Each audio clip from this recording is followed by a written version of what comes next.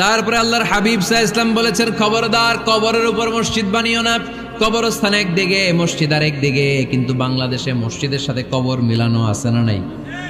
ছোট্ট একটা মসজিদ, কিন্তু এত বড় বাবার কবর আছে না নাই?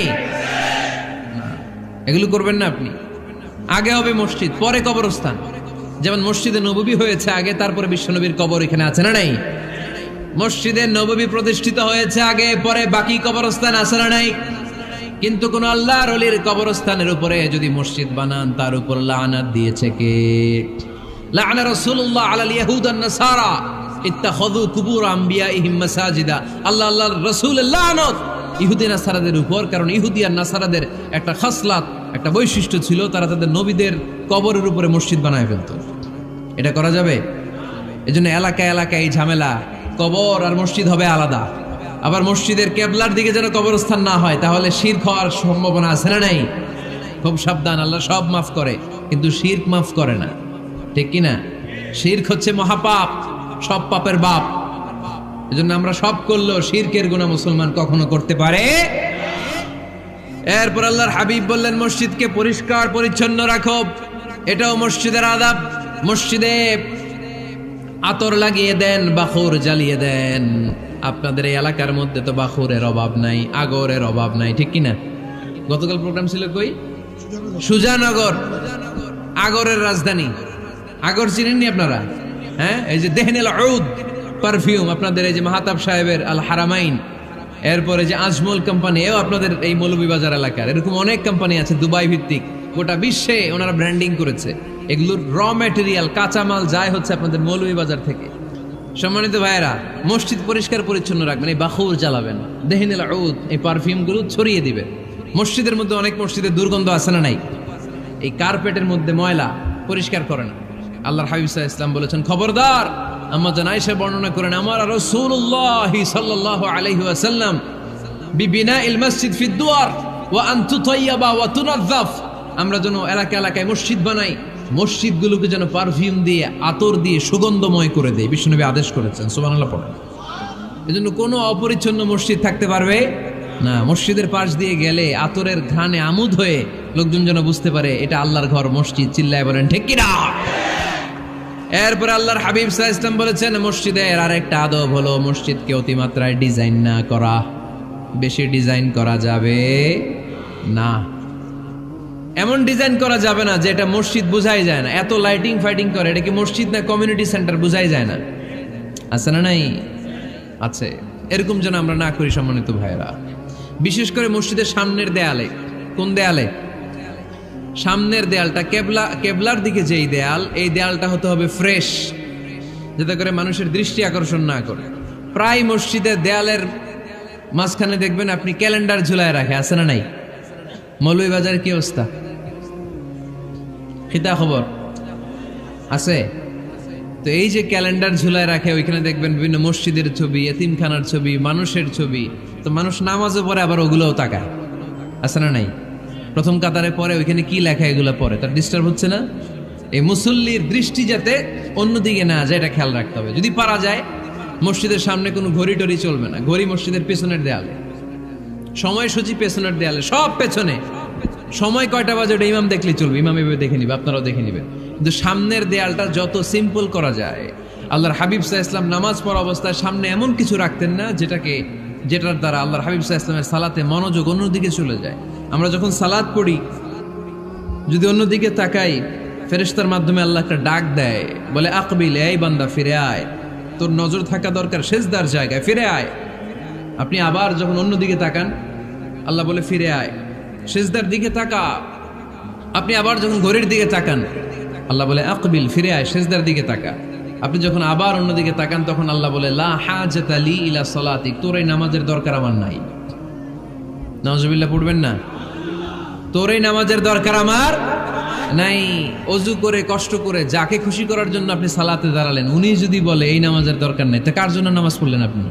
কথা কি বুঝতে পেরেছেন? এই জন্য এলাকার গণ্যমান্য ব্যক্তিবর্গ আছে, আমাদের চেয়ারম্যান সাহেব আছে, আরো অন্যান্য বিজনেস ম্যাগনেটরা আছে। আপনারা মসজিদ যখন নির্মাণ করবেন, সামনের দেয়ালটা যত সাদামাটা হতে পারে ততই ভালো। এমনকি জায়নামাজের মধ্যে এখন কাবা ঘরের ছবি আছে না নাই? আছে না?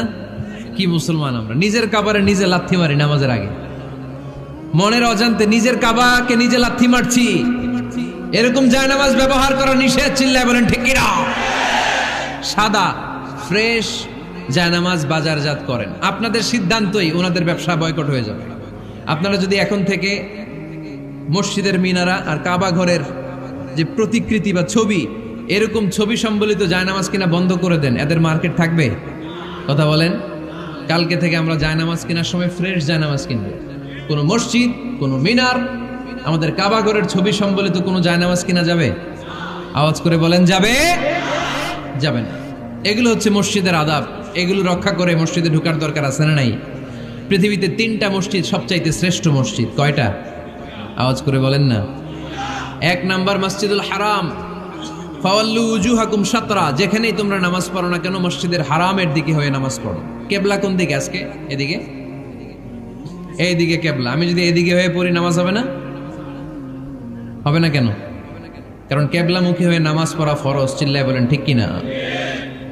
মসজিদুল হারাম পৃথিবীর প্রথম মসজিদ, ওখানে একটা ঘর আছে, ঘরটার নাম হলো কাবা।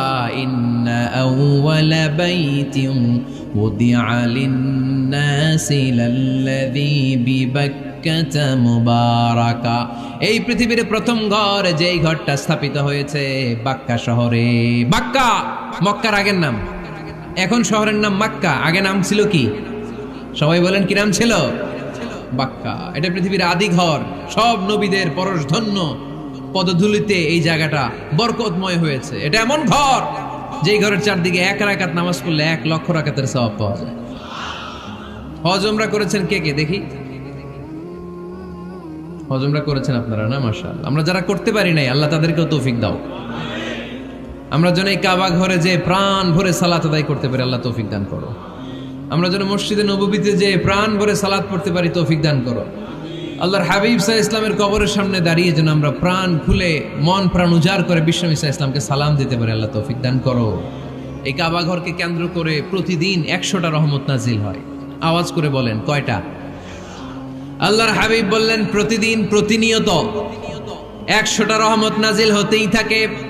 60টা রহমত তাদের উপর নাজিল হয় যারা কাবা ঘরের চারদিকে তাওয়াফ করে। 40 লিল মুসাল্লিন, বাকি 40টা নাজিল হয় যারা কাবা ঘরের পাশে নামাজ পড়ে। 20 লিন নাযিরিনা ইলাল কাবা, বাকি 20টা রহমত প্রতিনিয়ত নাজিল হয় যারা তাওয়াফ করে না, সালাত আদায় করে না, শুধু কাবার গিলাফের দিকে তাকিয়ে থাকে। কাবার দিকে তাকায় থাকলেই সওয়াব। সুবহানাল্লাহ পড়েন। 1 রাকাতে কয় লক্ষ রাকাতের সওয়াব? এজন্য আল্লাহর হাবিব সাল্লাল্লাহু আলাইহি ওয়াসাল্লাম বলেছেন, লা তুশাদ্দুর রিহাল ইল্লা ইলা সালাসাতি মাসাজিদা। স্পেশাল ভার্চু এন্ড রিওয়ার্ড, বিশেষ সওয়াবের নিয়তে পৃথিবীর এই 3টা জায়গা ছাড়া কোথাও নিয়ত করে ভ্রমণ করা জায়েজ নাই। 1 হচ্ছে মসজিদুল হারাম, 2 হচ্ছে মসজিদ নববী, 3 হচ্ছে মসজিদুল আকসা। এই 3টা মসজিদ ছাড়া পৃথিবীর কোনো মসজিদে নিয়ত করে সফর করা যাবে না। বিশেষ নিয়তে সফর করা যাবে না, যে আমি যদি এই মৌলভীবাজারের জামে মসজিদে যাই বেশি সওয়াব পাওয়া যাবে, এই নিয়তে সফর করা যাবে না। বেশি সওয়াব শুধু এই 3 মসজিদে।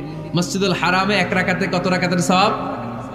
কথা কয় না, বুঝে নাই বোধহয়। কয় লক্ষ?